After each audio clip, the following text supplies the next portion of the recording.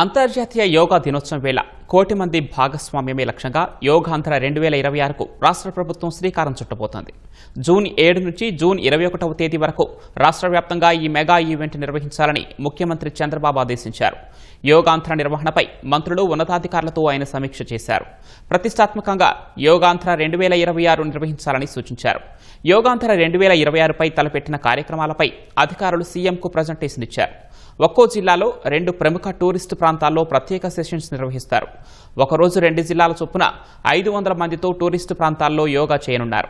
ఒక జిల్లా ఒక థీమ్తో 14 రోజుల యోగాంధ్ర చేపట్టనున్నారు. అలాగే 14 రోజుల పాటు పార్కులు, విద్యా సంస్థలు, ప్రభుత్వ కార్యాలయాలు, స్వర్ణ వార్డు, గ్రామ కార్యాలయాల్లో యోగాంధ్ర నిర్వహిస్తారు. రాజధాని అమరావతిలో జూన్ 21న 25,000 మందితో కృష్ణానది వంతెనపై నిర్వహించే యోగాంధ్ర కార్యక్రమంలో సీఎం చంద్రబాబు పాల్గొంటారు.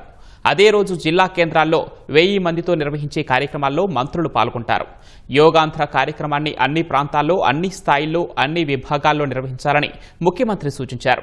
మొత్తంగా కోటి మంది భాగస్వాములయ్యేలా కార్యాచరణ సిద్ధం చేస్తున్నారు.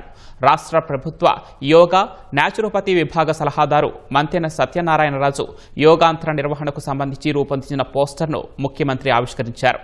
యోగాపై అవగాహన, శిక్షణ కోసం చేపట్టిన కార్యక్రమాలను సత్యనారాయణరాజు సీఎంకు వివరించారు.